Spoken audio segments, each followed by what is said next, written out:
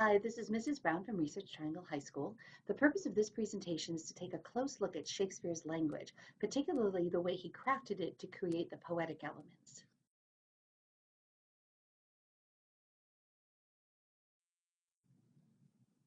Now, one of the first things my students always ask me is, how come all these and thous? I mean, did they just all talk that way back then? And the answer is, well, to some extent, yes.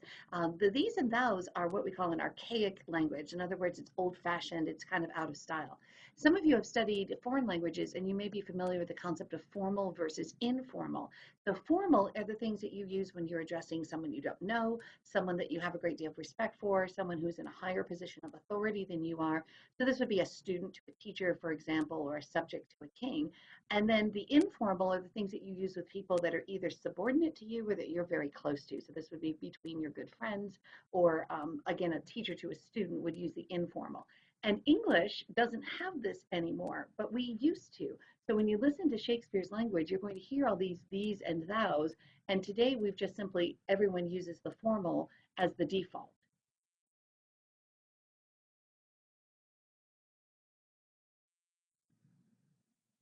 Now, what's the difference between thee and thou? That has to do with case. So thee is used whenever you're using something that's a direct object or is the object of a preposition. So I give this to thee, or I waved to thee. So thee is the objective form.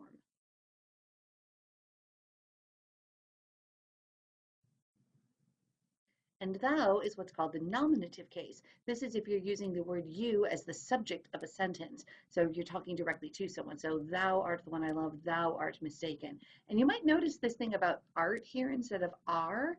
It's just that, like in any other language that may have studied, the verb has a different conjugation to match the formal or informal pronouns. So sometimes you'll see that just changing that and going back to the informal in the archaic usage is also going to change the verb.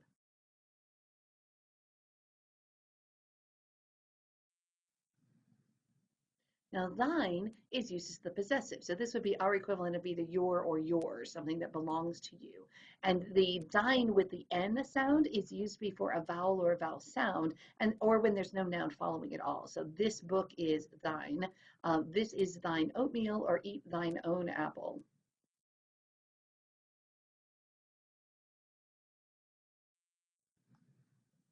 So thine and thy mean exactly the same thing. The only difference is the sound that you use. So thy is what you would use when the next word begins with a consonant sound. So this is thy book. Take thou thy fair leave. Give me thine word.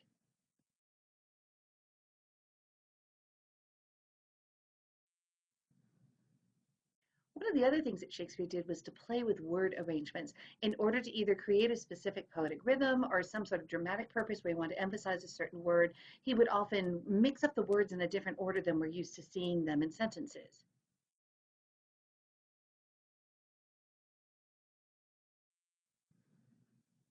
So here are some examples from a great book called Unlocking Shakespeare's Language. Here's all these different ways to say basically the same thing. I ate the sandwich. I, the sandwich, ate I the sandwich I ate, or the sandwich ate I. And in each one of these, when you rearrange the order of the words, you actually change the rhythm of it, and you can also change the emphasis. So Shakespeare would do this a lot to accomplish different purposes, depending on what he wanted his characters to be presenting in that particular moment.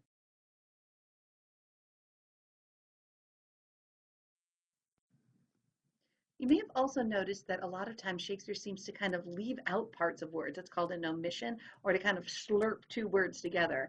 And these are things like tis instead of it is, ope for open, or for over.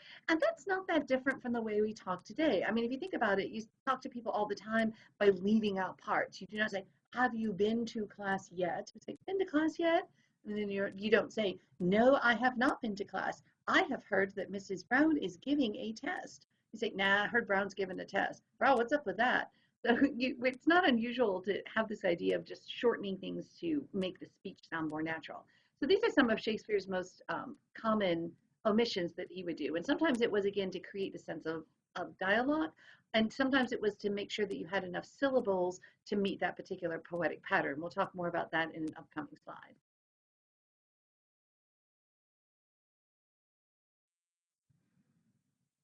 So here's where we get into the poetry part. You've heard us use in class these terms, iambic pentameter. We talked about it when you were freshmen reading Romeo and Juliet, but I want to go into a little bit more detail and give a little bit of review. So when we're talking about meter and scansion, we're talking about specific things that happen when an author crafts words to create a poem. Rhyme are words that sound alike and is usually used at the end of a line, but it could be in the middle as well. And then meter is just like a time signature in music. It's the beat or the pattern of accented and unaccented syllables that you'll hear in speech. And then scansion is the verb. That's the process of finding and analyzing what is the rhyme and meter patterns in a particular piece of poetry.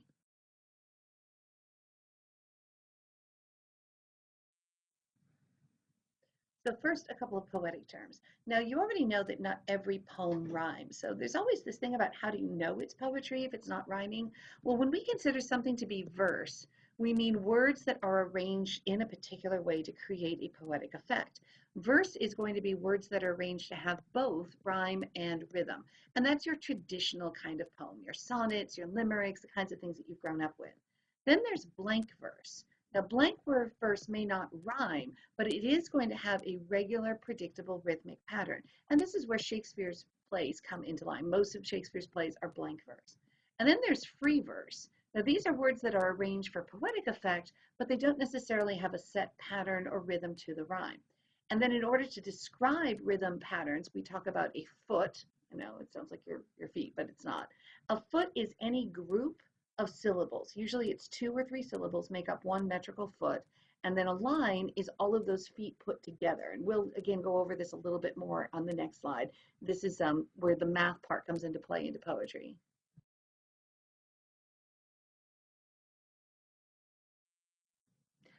So the first trick to figuring out the meter of a poem is to find the syllables. You say, well, what is a syllable? Well, a syllable is usually a vowel sound with its surrounding consonants. So the words food is one syllable. So you have that F and then the OO sound in the middle followed by a D. Bacon is 2 syllables because you have this vowel here with the consonants on either side. And here you have bay and con or bake and con. And then baconator is actually 4 syllables. Bacon, nay, and tor. And if you're ever having trouble kind of counting up syllables, one trick is to put your hand under your jaw and then count the number of times that your mouth actually goes up and down, and that'll tell you your syllables. So food, that's 1 movement. Bacon is 2. Baconator, there's 4. So one quick cheat to kind of figure out syllables if you're having trouble with that part.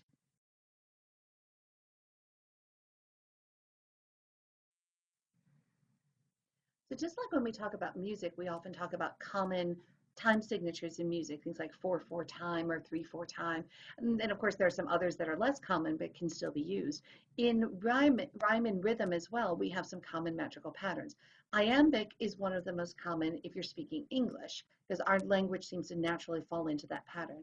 Iambic is a 2-syllable pattern, so you're going to have 2 times your jaw is going to drop, and the pattern is always unstressed followed by stress. It's sometimes referred to as a heartbeat, that bum, bum, bum, bum, bum, bum, bum, bum, where the first one isn't as strong and the second one gets a lot of accent.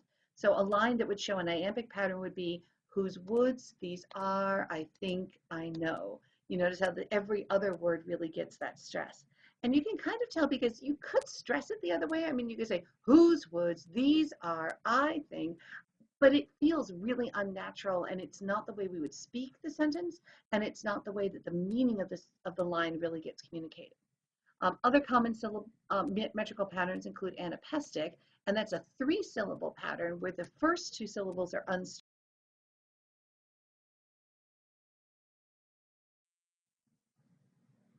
Some other common metrical patterns include Archaic, which will be 2 syllables, but unlike iambic, it's reversed. In this one, the first syllable gets the emphasis, and the second one is unstressed. And you get lines like tiger, tiger, burning, bright.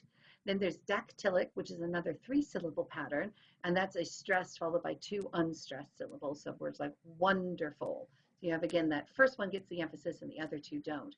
Or spondaic, which is 2 syllables and both are stressed when you're really going to emphasize both of them. So no, stop. Both of them get a really hard hit in a spondaic pattern.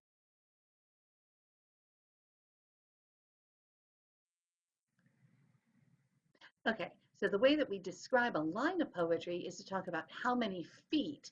Remember, the foot is one repetition of the metrical pattern. So something like spondee is one two-syllable pattern would be 1 foot. So you get a monometer, which is just one of the patterns. It's going to be a very short line. Dimeter is 2, trimeter is 3, pentameter is 5, hexameter would be 6 repetitions of that pattern.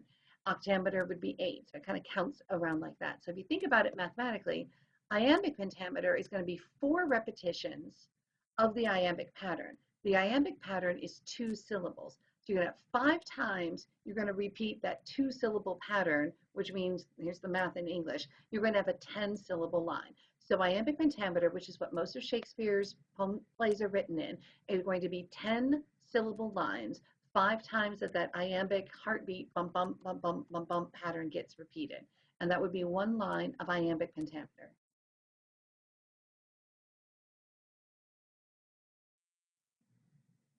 Okay, so here's a little practice for you.